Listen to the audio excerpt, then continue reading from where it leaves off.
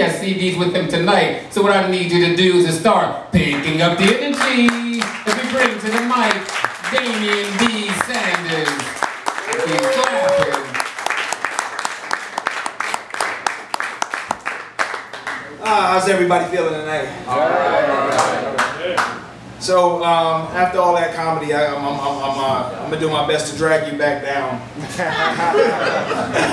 No, but what I am gonna do is I'm gonna speak about somewhat of a serious subject. I had in my mind that I was gonna do this piece tonight, and I'm at the bar ordering a Nathan PT. Give it up for Nathan P.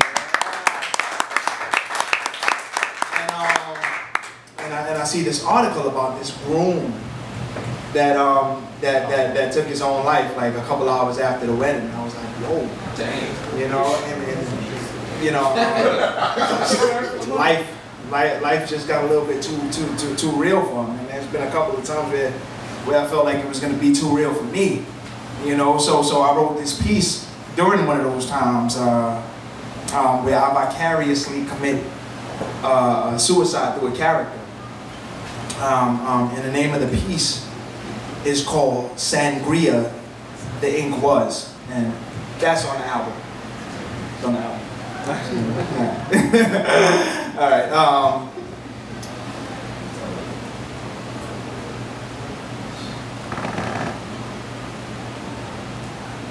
He stands, his left hand clutching a time-worn tan and taupe faded photograph of a monochrome yesterday.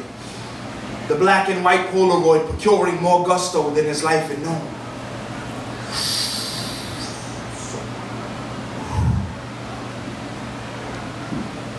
Two more pulls, he said, peering down at the slow motion periods to a run-on sentences he would neither serve nor decipher. His heart had been paralyzed in the parentheses of a paragraph, and he had decided to go out with a comma. Bam! Went the typewriter's template, searing a question mark into the hearts of all those who knew him, though one only need look towards where exclamation points its forefinger.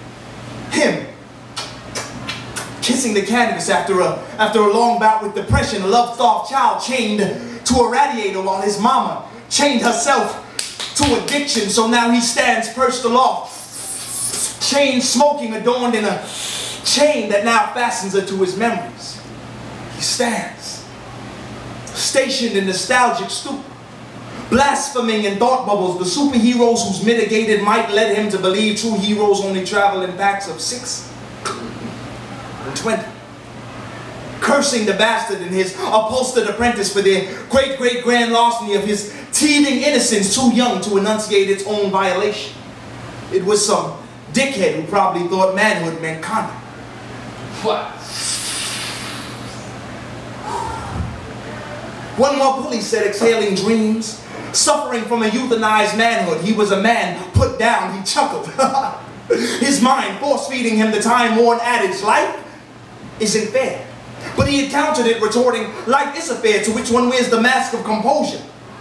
Stapled to a stick, supported by exhausted hands, a fare which hardships and deficiencies frequent, heckling your pickled existence, leaving index fingerprints on the glass encasement of your freakish, twin-headed sanity. He reflected on love.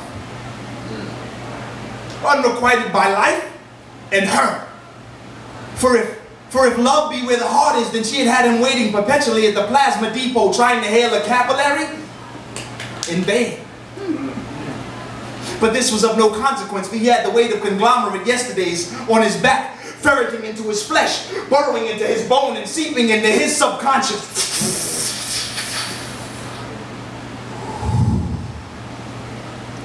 Last pull, he breathed out. Approaching the margin on rubber band legs, he flicked the burning ember and thrust himself headlong, skimming his chapters of his life through the window of each story, his flailing body ravenously swallowing the distance whole as if famished for epilogue. And Sangria, the ink was, gushing from the lost pen that was him, in such sporadic order that the lost book that was his life will forever remain unread. Thank you.